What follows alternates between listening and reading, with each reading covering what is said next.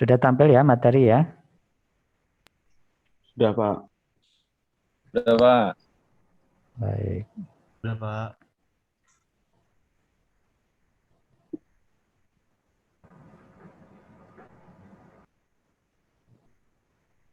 Baik, Bapak Ibu sekalian, materi yang pertama akan saya bawakan adalah terkait pemeliharaan kebersihan lingkungan.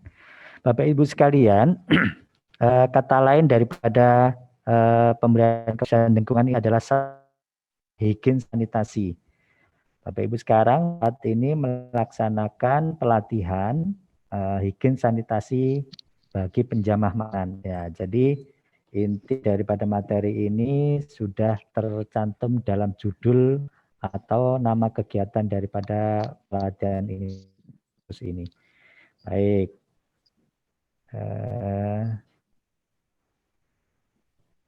Ya, ini adalah hal-hal yang akan kita bahas berkenaan dengan higien sanitasi itu sendiri, kemudian air dan kesehatan, kemudian limbah, ya, kemudian juga pengendalian vektor penyakit. Nah, Bapak Ibu sekalian, lingkungan sehat itu mencakupi lingkungan pemukiman, ya, tempat kerja, tempat rekreasi, serta tempat dan fasilitas umumnya, ya, itu di mana diatur di Undang-Undang Kesehatan Nomor 36 Tahun 2019, ya. Tadi beberapa soal di pretest muncul ya terkait peraturan perundang-undangan, ya. Bapak Ibu nanti silakan bikin catatan kecil saya apa saja sih yang sering ditampilkan dari narasumber, ya. Di antaranya ini yang sedang saya tampilkan adalah tentang Undang-Undang Kesehatan Nomor 36 Tahun 2009, ya, tentang kesehatan. Kemudian pengelolaan pangan atau makanan oleh jasa boga harus memenuhi higien sanitasi dan dilakukan sesuai cara pengelolaan makanan yang baik, ya. Itu juga diatur di Permenkes RI nomor 1096 tahun 2011. Tentang apa? Tentang higien sanitasi jasa boga, ya. Bapak Ibu nanti silakan coba di browsing, ya. Apa isi dari Permenkes RI nomor 1096 tahun 2011. Ya, kita lanjutkan ke slide selanjutnya. Bahwasanya kesehatan lingkungan itu adalah ilmu yang mempelajari dinamika hubungan interaktif antara kelompok penduduk. Tidak mungkin kita hanya hidup secara sendiri ya. Kita pasti hidup secara berkelompok. Tidak mungkin kita hidup di dalam hutan ya seperti Tarzan layaknya. Dia hidup seorang sendiri tanpa membutuhkan bantuan orang lain. Makanya kita ada namanya dinamika hubungan interaktif, ya. Kemudian masyarakat dengan segala macam perubahan komponen lingkungan hidup yang ada di dalamnya, ya, seperti berbagai spesies kehidupan, bahan zat atau kekuatan di sekitar manusia yang bisa menimbulkan ancaman, menimbulkan gangguan kesehatan serta mencari upaya-upaya cara pencegahannya, ya. Bapak Ibu ikut pelatihan ini akan diinformasikan tentang resiko apa yang terjadi saat mengolah makanan tidak benar.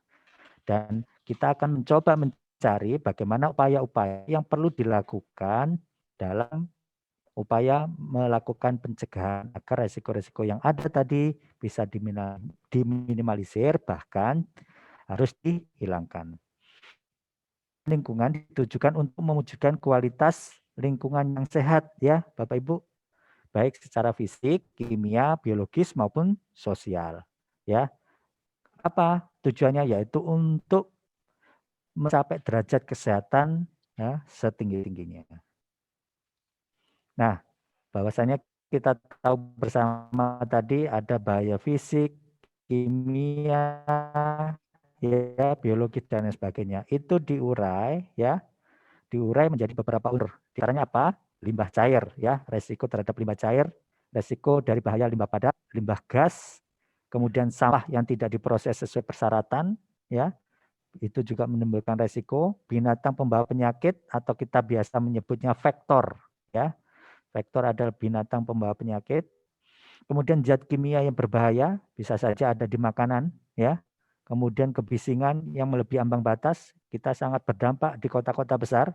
Bagaimana sekarang knalpot yang motor yang sebising, ya.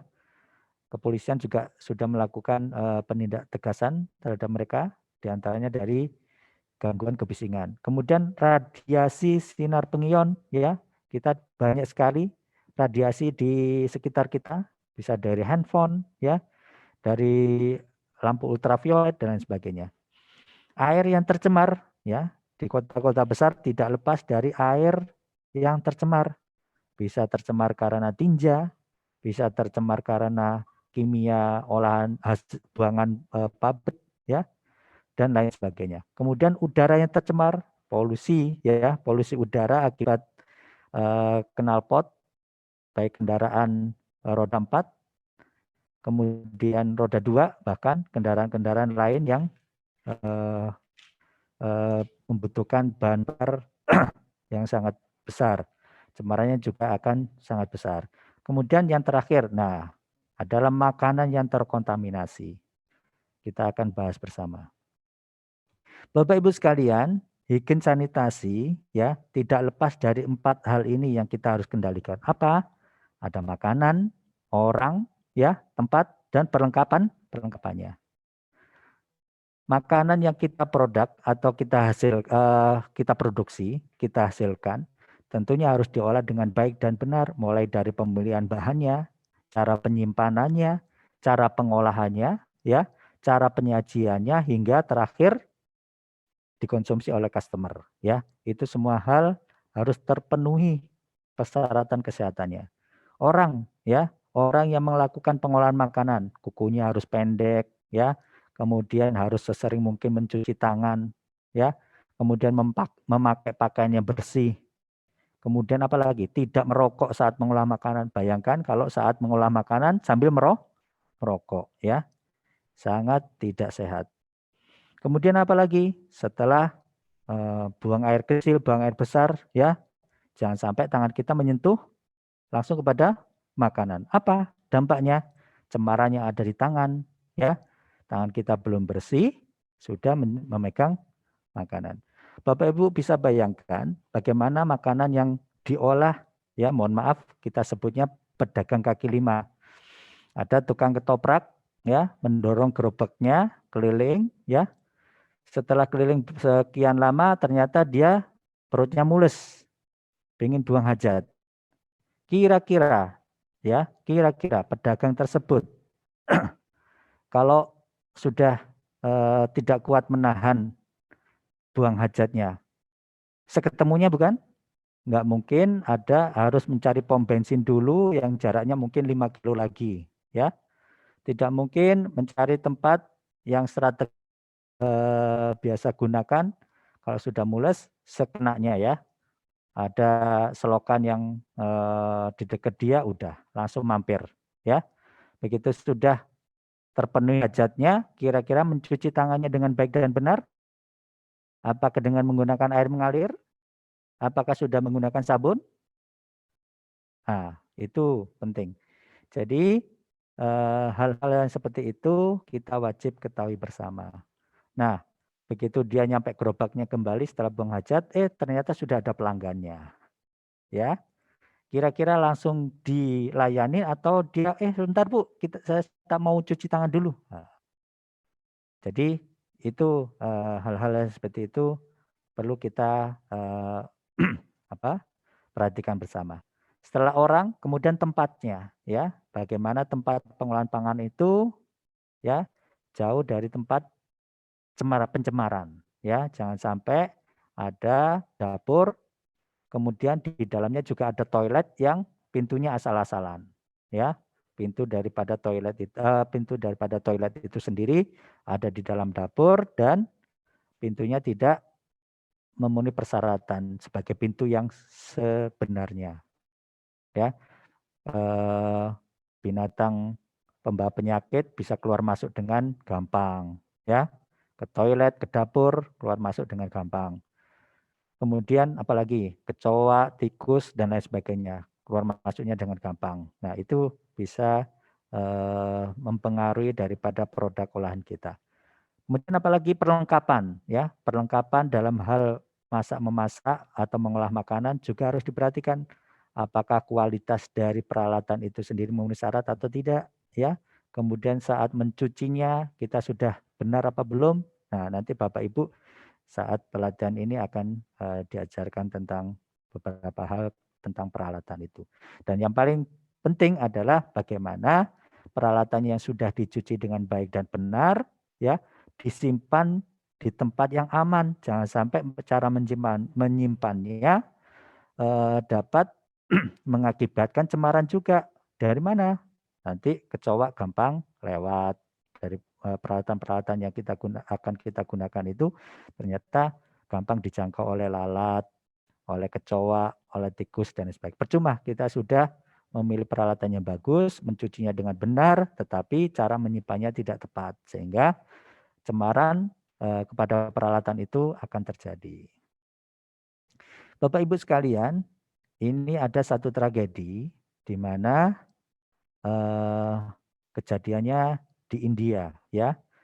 Cemaran daripada gas, ya. Ada kebocoran gas mengakibatkan ratusan, ya, puluhan ratusan orang meninggal dan juga tidak hanya manusia, binatang-binatang pun juga meninggal atau mati, ya.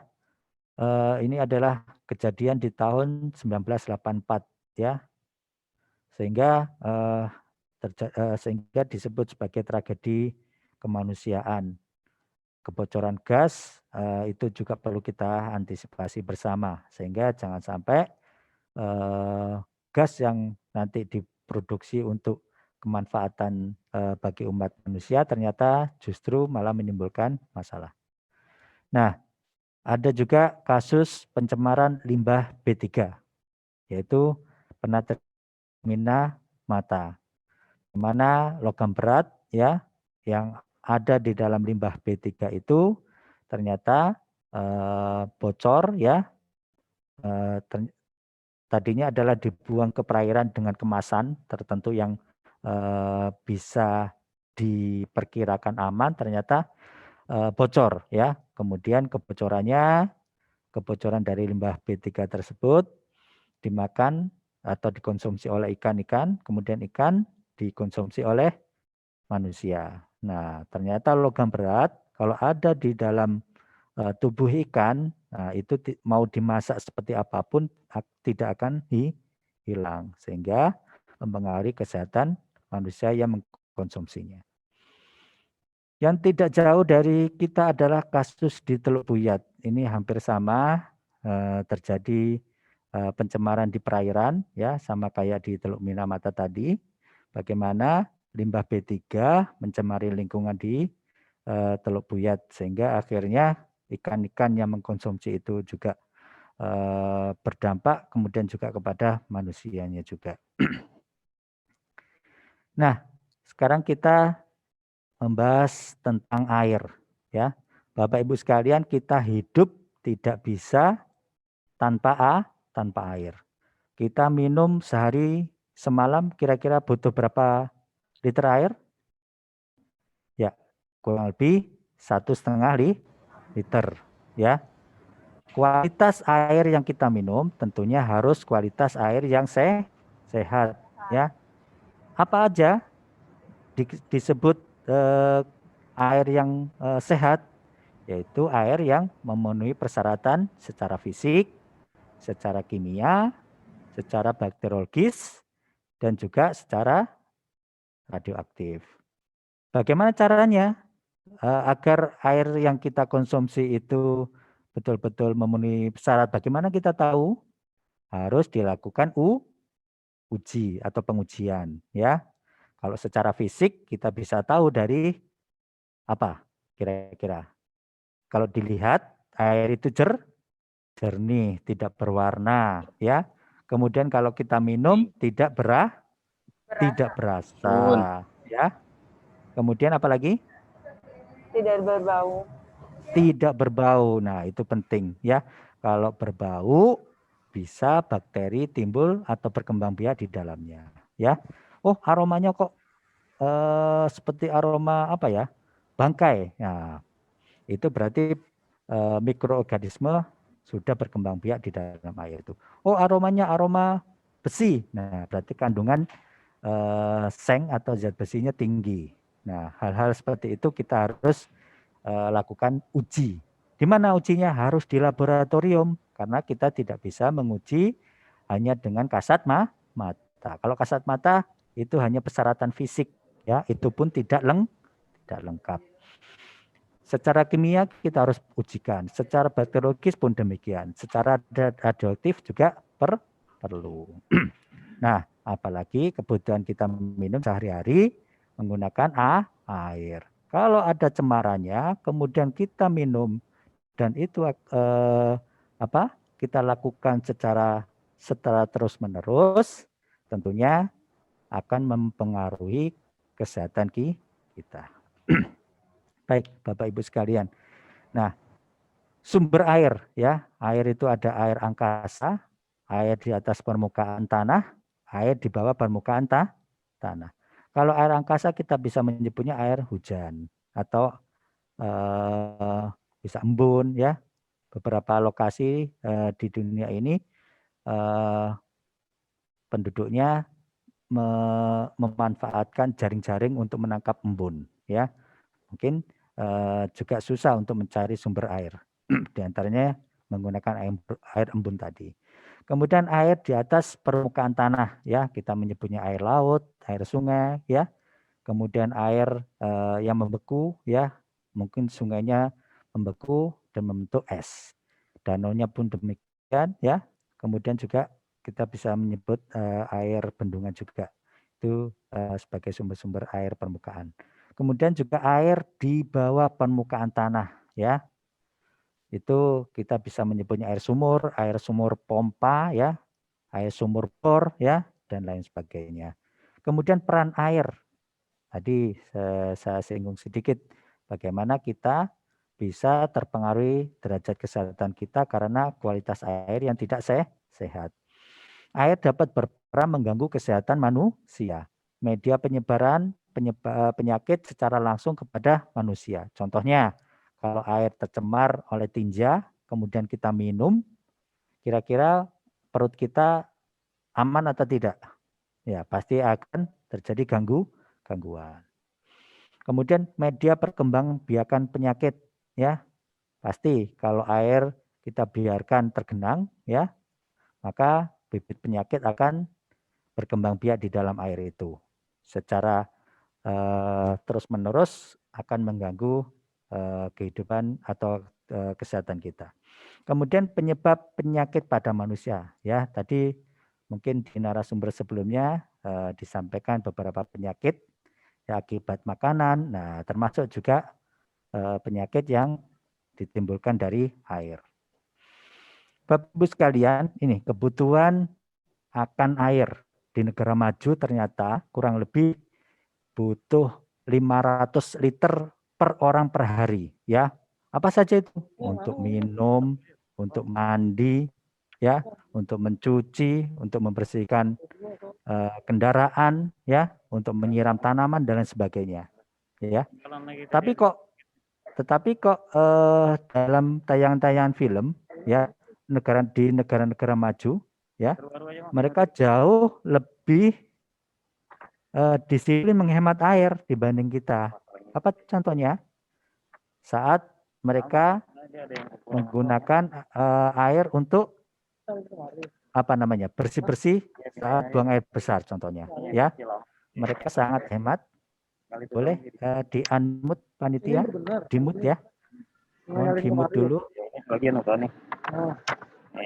Ini. Bapak Ibu, boleh di-mute dulu. Oke, terima kasih. Saya lanjutkan. Ya, di negara-negara maju penduduknya sudah mulai disiplin menggunakan air. Ya, bagaimana air diperlakukan sangat hemat. Contohnya saat di toilet mereka tidak lagi menggunakan air secara boros, ya. kalau di kita bagaimana kalau kita cebok ya? Mungkin 1 ember ada yang cukup, ada yang enggak ya. Tapi di negara maju mereka sangat disiplin, sangat hemat menggunakan air itu. Nah, kira-kira ya kalau kita ingat-ingat waktu masa kecil kita mungkin, air kemasan dalam botol ya, makin ke sini makin murah atau makin mahal ya? Mungkin dulu 1 botol air ya, 1 botol air kemasan 600 mili ya, mungkin waktu 10 tahun yang lalu kira-kira harganya sekitar 500 ya. Nah, makin ke sini apakah masih ada kita temukan air dalam kemasan botol 600 mili harganya Rp500? Sudah jarang ya, mungkin bahkan kita tidak bisa menemukan lagi. Nah, tentunya ini menjadi dampak bahwasanya air makin ke sini makin mahal. Bahkan di beberapa restoran ya menyiapkan air dalam kemasan itu ya merek tertentu harganya bukan seperti yang di pasaran. Mungkin kalau di pasaran 1.500 atau 2.000 ya untuk kemasan 600 mili. Tetapi merek tertentu ya, merek tertentu itu mungkin sudah di atas 30.000. Nah, BBM kalah ya, BBM 1 liter. Cuma BBM 1 liter harganya di atas anggaplah 10.000. Tapi ada minuman air minum mineral merek tertentu harganya nggak sampai 1 liter sudah di atas 30.000. Nah, otomatis makin ke sini itu harga air makin mahal. Kemudian di beberapa daerah ya di musim kemarau ya itu bisa berjalan 10-20 kilo hanya mendapatkan 1 ember air ya. Bisa dibayangkan bagaimana makin ke sini air itu makin susah didapat. Kemudian kalaupun ada air tersebut pasti kualitasnya jauh di bawah standar air bersih ya. Beberapa kebudayaan atau contohnya di umat muslim menggunakan air untuk berwudu ya. Kerannya membuka kerannya terlalu lebar padahal wudu tidak seperti itu ya. Kerannya cukup sedang saja, dibukanya sedang, tidak harus full ya, kemudian kita gunakan berwudu. Apa? Ini menandakan bahwasanya kita tidak hemat air. Ya, tadi sudah saya singgung kualitas makin ke sini juga makin buruk. Banyak cemaran kepada air ya, baik cemaran fisik, cemaran kimia, cemaran biologis dan lain sebagainya. Nih, Bapak Ibu sekalian, saya singgung sudah di atas, misalnya air itu harus memenuhi baku mutu secara fisik, secara kimia, secara mikrobiologis, dan secara radioaktif. Di mana ini diaturnya? Di Permenkes nomor 32 tahun 2017 ya, dan di Permenkes 492 tahun 2010 tentang air minum. Nah, nanti Bapak Ibu di restoran saat nanti mengajukan sertifikat layak sehat itu harus dilakukan uji kualitas air ya. Nah, kualitas airnya adalah air bersih dan air minum. Nah, ini setiap manusia butuh makan ya, makan dan minum. Nah, buangan dari sisa makan dan minum tadi otomatis ada kotoran yang harus kita buang. Tidak mungkin kita harus tanpa membuang kotoran ya.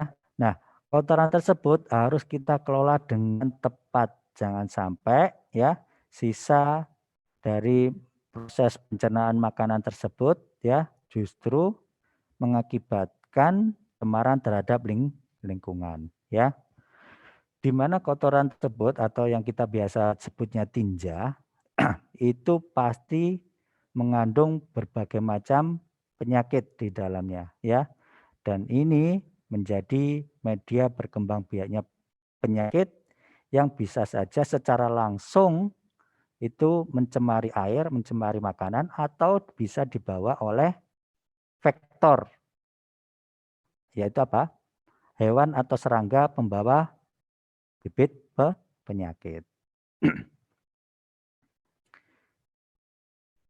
Nih, prinsip-prinsip dari pengelolaan kotoran manusia atau tinja tadi ya, tidak mencemari air tanah dan air permukaan. Duh, kok bisa sih tinja itu mencemari? Sangat bisa ya.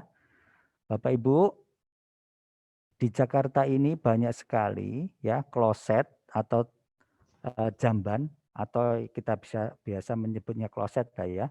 Klosetnya ada di dalam rumah, tetapi saluran buangannya, pipanya itu ke got, ke kali yang terdekat.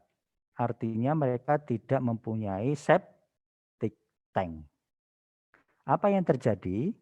Tinja tersebut otomatis langsung mencemari tanah dan air permukaan.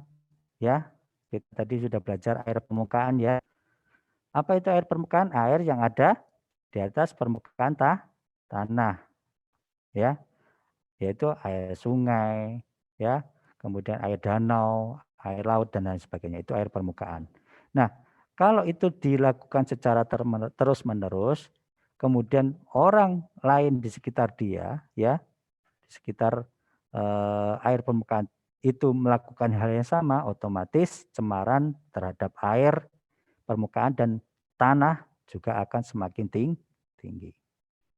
Kemudian yang kedua, tidak mencemari permukaan tanah. Bapak Ibu sekalian, kalau ternyata saluran yang tadi saya sebutkan dari jamban kemudian disalurkan misalkan ke got, ternyata gotnya dalam kondisi kering, nah otomatis mencemari permukaan tanah. Apalagi di beberapa daerah masih terjadi bagaimana orang BAB di kebun, ya, bukan lagi di kloset atau di toilet, tetapi di daerah-daerah tertentu ini masih terjadi, ya. Mereka BAB di kebun. Nah, ini langsung mencemari permukaan tanah. Dan otomatis serangga, ya, lalat, kecoa, tikus dan lain sebagainya sangat menyukai hal ini. Nanti setelah dari tempat berkumpulnya kotoran tadi, mereka masuk ke dalam rumah kita, ya, mencemari apa aja yang ada di dalam rumah kita. Kemudian yang ketiga, tidak terjamah manusia atau binatang perantara penyakit. Nah, tadi ya saya sebutkan.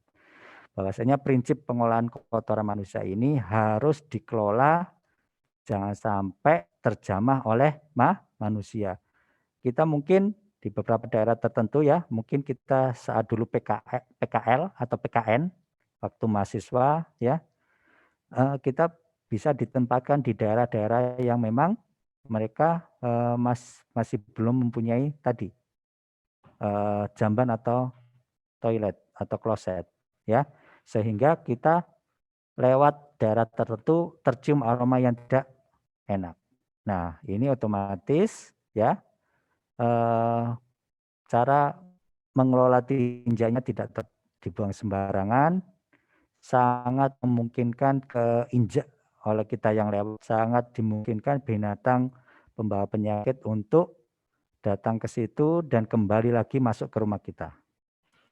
Yang keempat, tidak mencemari udara. Otomatis kalau kita mencium aroma tidak sedap, ini sangat mencemari udara di sekitar. Yang selanjutnya tidak menimbulkan penyakit menular atau gangguan kesehatan. Nah, kalau dalam kondisi terbuka sangat memungkinkan ini. Nah, Bapak Ibu sekalian, kenapa kami tampilkan ini? Nah, inilah yang disebut dengan cara pengelolaan tinja yang benar. Ada kloset, ya, Kemudian salurannya adalah masuk ke dalam septic tank, ya. Ini yang kita sebut dengan septic tank. Ada bak 1, bak 2, terakhir sumur resapan, ya. Disinilah lumpur ditampung, ya. Dindingnya harus kedap, tidak boleh bocor, lantainya juga harus kedap, tidak boleh itu sehingga tinja yang di sini, ya, lumpur tinja di sini tidak mencemari sekitarnya, ya, itu penting. Kemudian air dari pembilasan ini, ya, akhirnya masuk ke bak yang kedua di sini. Kemudian lama-lama air ini akan penuh melewati pipa, masuklah ke sumur resapan.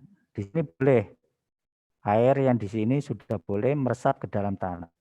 Cemarannya sudah jauh berkurang. Apalagi kalau di antara bak sini, bak 2 dan sumur resapan, ya, dipasang lagi namanya bak penyelam pengaman, ya.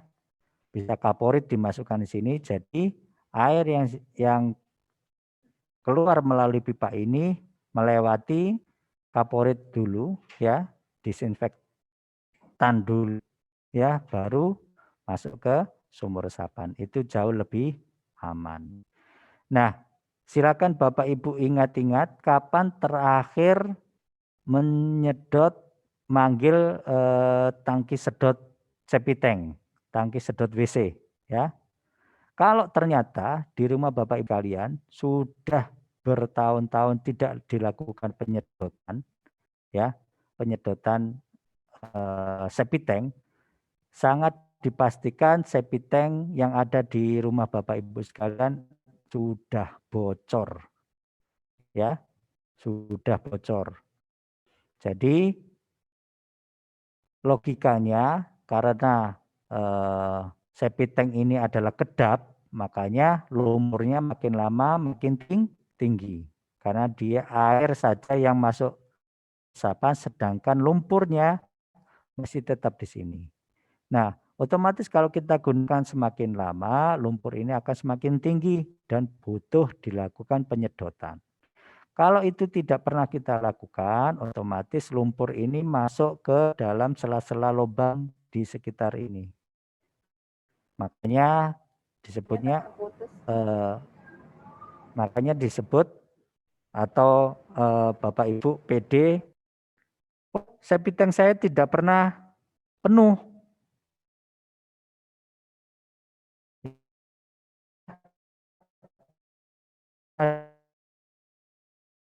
Sedangkan putus. Itu Suaranya putus-putus, Suaranya Pak. putus-putus, Pak. Hanya septic tank yang Bapak Ibu miliki itu baru, ya, kami ulang, ya.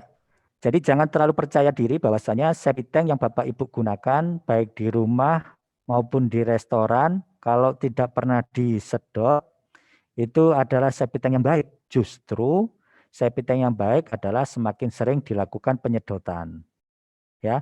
Karena secara logika, ya, lumpur yang ada di bak 1 ini, ya, semakin banyak yang menggunakan, ya, semakin banyak menggunakan klosetnya, otomatis harusnya semakin sering dilakukan penyedotan, ya. Jika tidak pernah disedot, ya, otomatis bak 1 ini bocor. Kemudian apa yang terjadi? Sangat lumpur yang ada di sini pasti bocor kemana-mana, ya, mengakibatkan penyemaran di sekitar septic tank itu sendiri, ya. Kemudian secara logika, ya, secara teori bahwasanya bakteri yang ada di dalam tinja, ya, itu jarak horizontalnya, ya, horizontal ke samping itu bisa menempuh hingga 10 meter. Gitu, ya. Makanya kita perlu berhati-hati. Baik, Kita lanjutkan. Prinsip pengelolaan air limbah. Ya, tadi kita sudah ngomong tentang kotoran atau tinja, sekarang prinsip pengelolaan air limbah. Bapak Ibu sekalian, setiap produksi makanan, ya, restoran, jasa boga, dan lain sebagainya, pasti selain produk makanan, ya, pasti hasil olahan sampingnya adalah air limbah. Tidak bisa tidak, karena setiap pengolahan makanan membutuhkan air.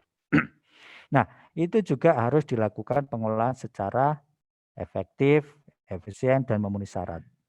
Tidak boleh menyebabkan rembesan terhadap permukaan tanah, karena dapat mengganggu keberadaan tanah itu sendiri. Ya, tanah yang selalu basah, lembab itu sangat disenangi oleh kuman, ya, dan juga vektor atau hewan dan serangga yang membawa bibit penyakit.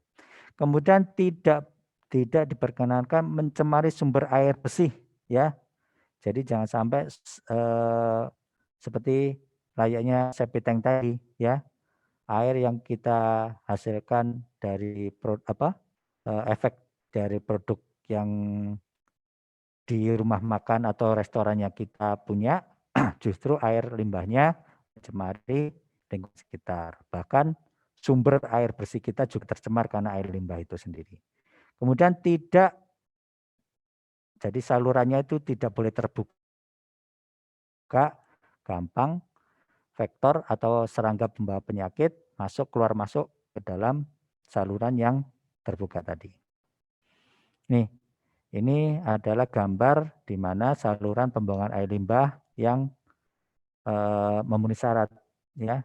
Jadi desainnya seperti ini. Harus menggunakan pipa tertutup, ya, di mana kecoa, tikus dan lain sebagainya tetap tidak bisa keluar masuk dengan mudah melalui sini. Nah, ini beberapa contoh, ya. Pasti di tempat Bapak Ibu alat yang bisa merangkap lemak, sisa makanan, ya, sisa bahan makanan, ya, jangan sampai masuk ke dalam saluran. Kalau ini sampai masuk ke dalam saluran kemudian mengendap di dalam pipa, sangat dimungkinkan menghambat, ya, keluarnya air limbah yang kita buang, ya. Sangat disayangkan jika ternyata salurannya mampet dan kita harus bongkar itu semuanya untuk melakukan perbaikan. Kemudian tentunya biayanya juga sangat mahal. Padahal kalau kita gunakan gas trap, ya, dengan kita pelihara semaksimal mungkin, dilakukan pembersihan semaksimal mungkin, justru ini akan menghemat biaya yang tidak perlu kita keluarkan daripada memperbaiki saluran tadi. Nih untuk instalasi pengolahan air limbah secara perkotaan harusnya seperti ini. Nah, Bapak Ibu sekalian, kita tadi udah belajar tentang air. Ini diantaranya tentang air hujan, ya. Air hujan harus kita perhatikan jangan sampai air hujan itu menjadi tempat berkembang biaknya nyamuk, ya, di mana genang-genangan air yang ada di sekitar bangunan kita kalau tidak dikendalikan, kalau tidak dipantau dengan tepat, dengan baik, ya, akan menjadi sarangnya nyamuk. Dan air hujan disalurkan ke sumur resapan. Apa tujuannya? Air hujan kalau disalurkan ke sumur resapan dapat menjadi cadangan air, ya. Jangan sampai air hujan justru malah langsung dibuang ke saluran atau got, ya, yang nanti akan bercampur dengan air got, malah menjadi air kotor. Dan lama-kelamaan di daerah yang rendah justru akan berkumpul genangan air di sana dan bisa semakin lama tentunya banjir yang tadi. Tetapi kalau masing-masing rumah, masing-masing bangunan, ya, mempunyai sumur resapan dan dimaksimalkan semua air hujan yang ada yang jatuh di bangunan tersebut kemudian disalurkan ke sumber resapan, justru ini akan meminimalisir timbulnya banjir, kemudian juga yang kedua akan menjadi cadangan sumber air bersih kita. Nih siklusnya Bapak Ibu sekalian, ini kita belajar waktu SD bagaimana hujan yang turun di daerah dataran tinggi akan mencari dataran rendah ya. Kemudian kalau kita bisa maksimalkan air hujan ini masuk ke dalam sumur resapan, ini justru akan membantu kita dalam mensuplai cadangan air yang ada di sekitar kita. Selain sumur resapan, kita juga bisa membuat namanya lubang pori, ya, lubang resapan biopori. Nah, itu harganya, biayanya juga akan lebih murah dibandingkan menggunakan sumur resapan. Kalau sumur resapan mungkin biayanya cukup tinggi, tetapi dengan kita menggunakan biopori, lubang biopori, dan siapapun bisa membuat ini, itu cost kita juga akan lebih rendah. Tetapi perlu diketahui bahwasanya memang untuk memaksimalkan resapan sebanyak-banyaknya, berarti lubang bioporinya juga harus lebih banyak. Misalkan sumur resapan kita cukup buat 1, tetapi kalau lubang biopori kita bandingannya akan lebih banyak membuat lubang biopori ini. Nah, di beberapa daerah, contohnya di DKI Jakarta itu di Pulau Seribu, itu juga bisa menampung air hujan yang akan dipakai untuk sumber air bersihnya, ya, ditampung seperti ini. Dari talang ditampung di drum-drum atau tampungan air atau toren, ya, kemudian disimpan untuk cadangan air bersih. Tetapi cara menyimpannya harus dikondisikan dengan tertutup rapat agar serangga, ya, jangan sampai masuk sini, apalagi tikus, ya, berenang di sini.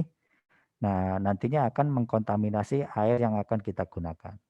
Jadi harus ditutup rapat agar aman. Setelah air, kita membahas tentang sampah. Bapak Ibu sekalian, catering, jasa boga, atau restoran atau rumah makan pasti efek dari hasil olahan produknya diantaranya ada sampah, ya. Bagaimana timbulan sampah yang dihasilkan ini kita bisa kelola dengan baik, jangan sampai mengakibatkan gangguan kesehatan terhadap kita semua, baik oleh penghuni bangunan tersebut maupun lingkungan sekitarnya. Nah, bagaimana caranya? Ya harus kita olah dengan tepat. Kalau volume sampah yang kita hasilkan 1 meter kubik, kita harus siapkan tempat sampah yang sesuai. Jangan sampai volumenya melebihi daripada atau tidak sesuai dengan bak sampah yang kita buat. Sehingga apa? Volume sampahnya besar, ya, tidak ditutup dengan rapat, sehingga tikus gampang keluar masuk, kecoa gampang keluar masuk, apalagi lalat. Kemudian sampah yang ada di jasa boga, ya, umumnya adalah bahan organik yang gampang sekali membusuk, dan ini pasti tercium aroma yang tidak sedap. Nah, sangat dimungkinkan lalat, kecoa, dan tikus gampang menemukan tempat sampah tersebut karena memang mereka suka yang aroma-aroma yang busuk. Dan tentunya kita sangat terganggu juga kalau aroma busuk itu masuk ke dalam tempat pengolahan makan kita. Jadi menghilangkan selera makan seperti itu. Nah, prinsip pengelolaan pembuangan sampah, ya, harus tersedia tempat sampah yang kedap air, tertutup rapat, ya. Kemudian terpisah antara sampah basah dan sampah kering, ya, harus dipisah. Apa tujuannya? Agar kita mudah mengelolanya.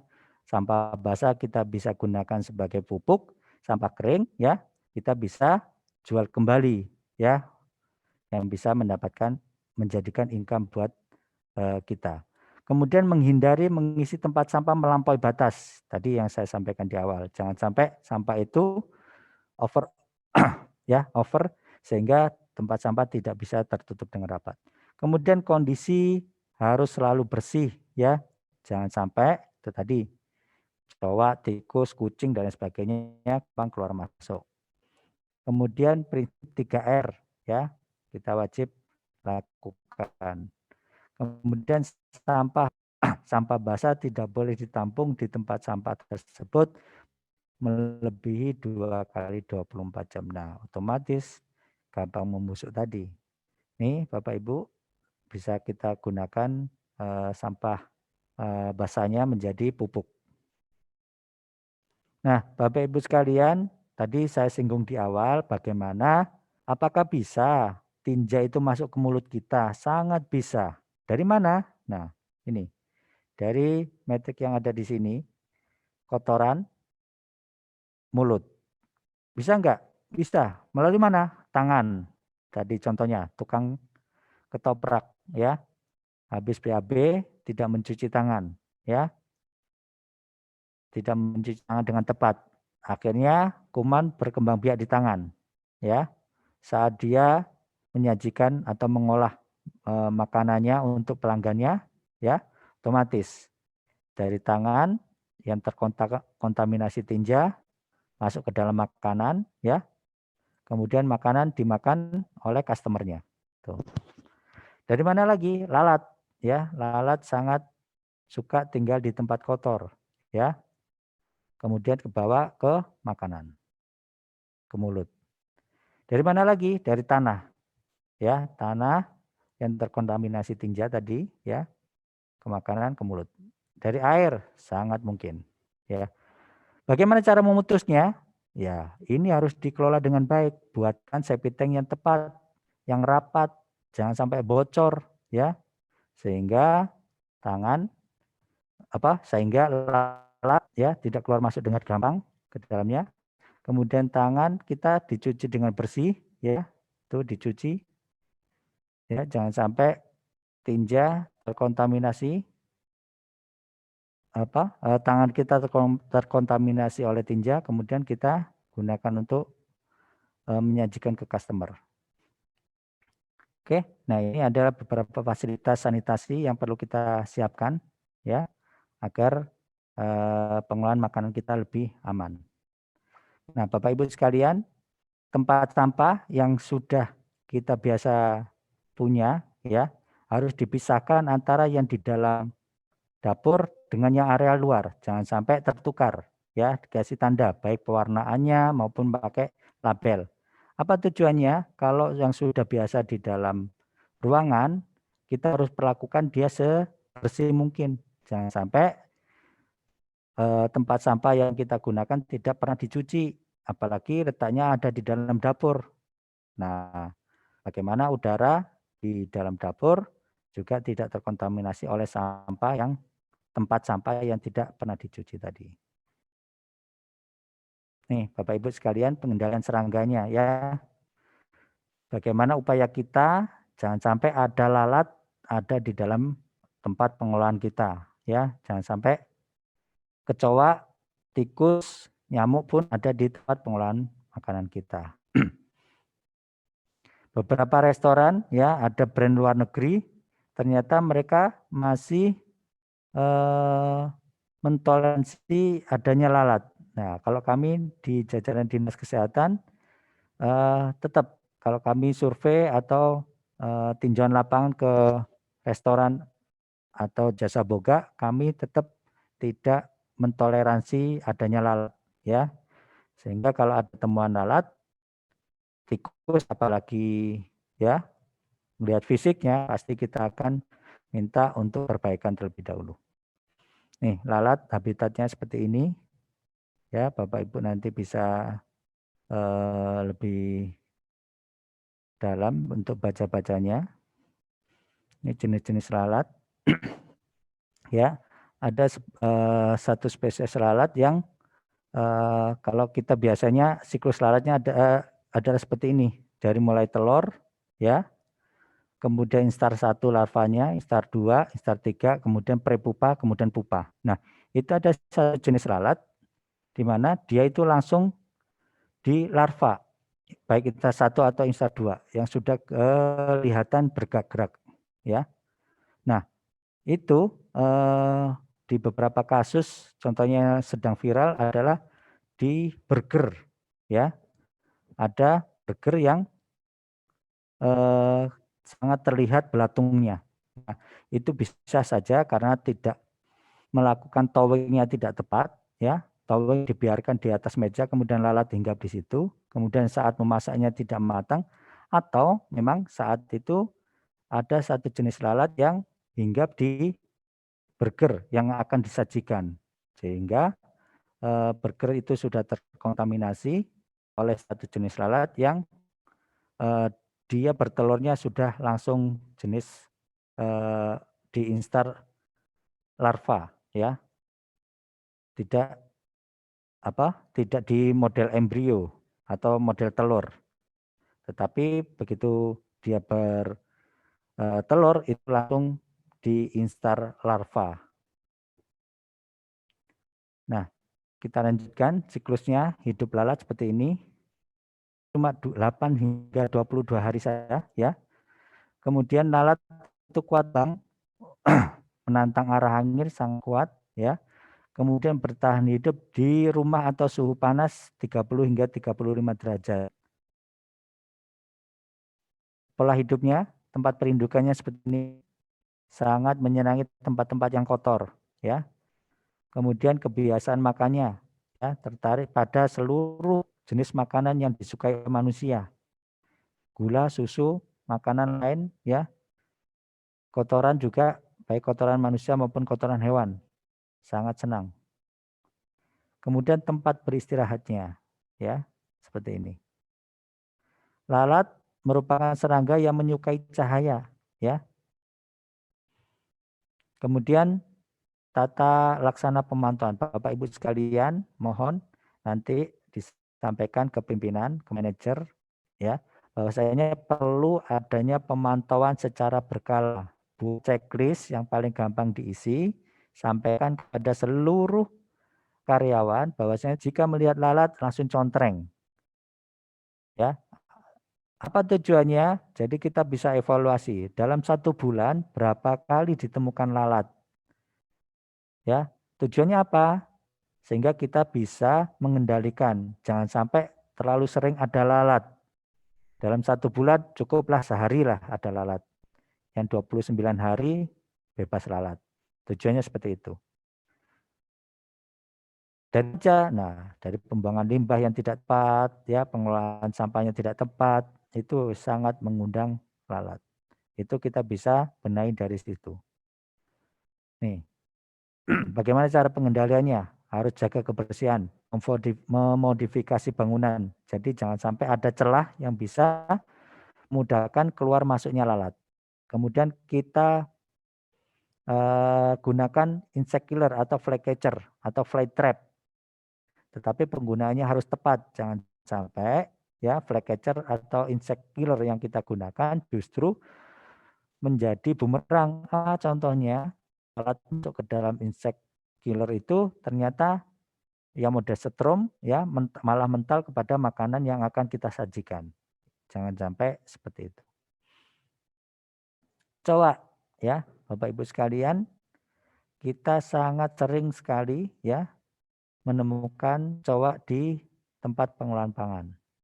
Dari mana? Ya, kita harus analisis di mana dia keluar masuknya, bersarangnya dan lain sebagainya. Sehingga kita gampang untuk mengendalikan. Kalau kita tidak mampu, bekerjasama dengan pest control. Nih, yang paling sering kita temukan adalah tipe Amerika sama Jerman. Bapak Ibu sekalian, nih tata cara pemantauan kecoa sama, buat checklist ya. Sehingga kita bisa kendalikan, kita bisa pantau hari ini ada kecoa enggak? Tanyakan kepada teman yang lainnya, apakah hari ini ditemukan kecoa enggak? Kemudian kalau ditemukan checklist, besok begitu juga. Tanyakan ada kecoa enggak hari ini? Nah, kalau dalam 30 hari ketemu cowok terus, nah ini pasti masalah ini. Ya, jangan sampai itu terjadi. Setiap hari ketemu lagi. Nah, ini pengendaliannya.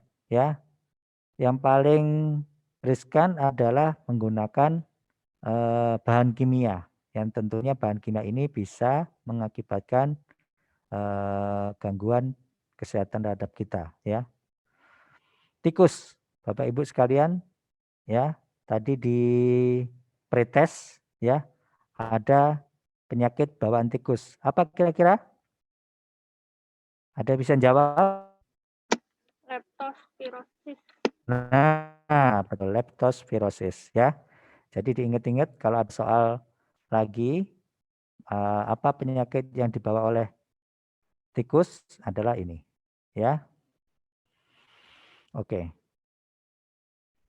Sangat sering ya kita temukan jenis-jenis tikus yang seperti ini, ya. Ada tikus got nih yang ukurannya paling besar, hidupnya pasti di got, ya. Nyebutnya aja tikus got.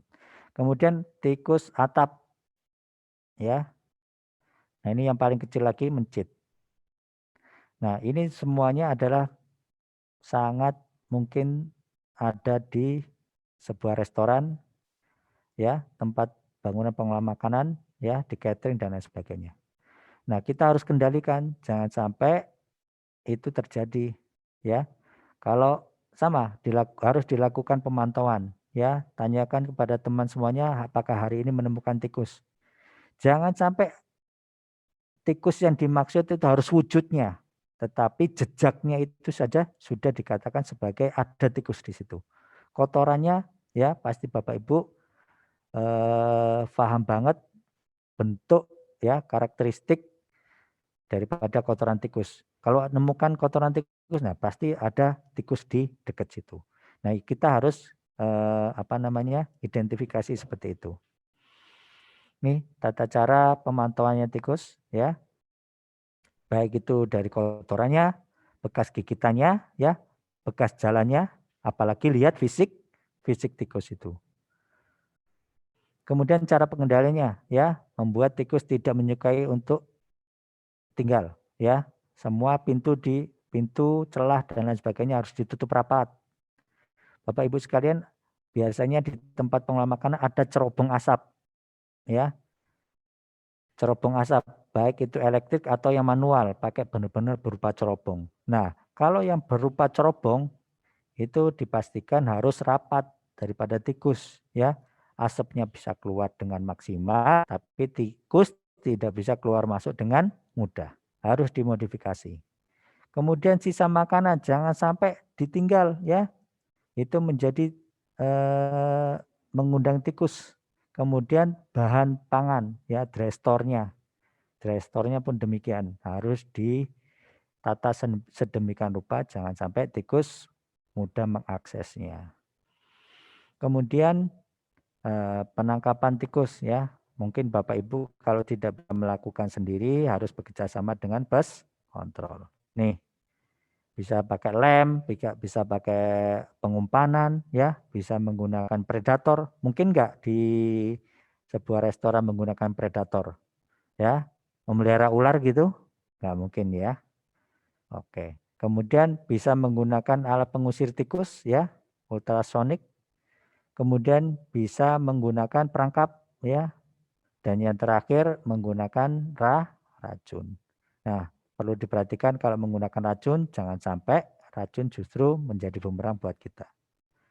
Nah, yang paling terpenting adalah pengendalian hama pemukiman dengan pengendalian hama secara terpadu. Bapak Ibu kalau ada di dalam sebuah mall, outletnya harus bekerja sama dengan outlet yang di sekitarnya. Kalau kita menjaga ya tempat kerja kita dengan baik, dengan aman, tetapi kalau tenan atau outlet sebelahnya tidak melakukan hal yang sama, percuma juga ya. Jadi tikus pun ya, tikus pasti akan keluar masuk dengan mudah gitu. Kemudian apa? Menjaga kebersihan harus sama-sama, mengendalikan tikus harus sama-sama, mengendalikan kecoaknya harus sama-sama. Itu yang paling penting. Itu disebut dengan pengendalian hama terpadu. Nah, pada intinya 80% bisa kita kendalikan dari sisi higien dan sanitasi tempat pengolahan makanan, sedangkan 20%-nya adalah dengan chemical aplikasi. Kira-kira kalau kita mengeluarkan biaya mahal, tuh hanya bisa mengendalikan 20% saja. Tetapi kalau higien sanitasi ditingkatkan ya di tempat pengolahan makanan, kita bisa mengendalikan hingga 80%. Itu yang bisa saya sampaikan di materi yang pertama ini, mudah-mudahan bisa ditangkap dengan baik. Saya akhiri. Wassalamualaikum warahmatullahi wabarakatuh. Saya kembalikan lagi ke Pak Sukadi. Terima kasih.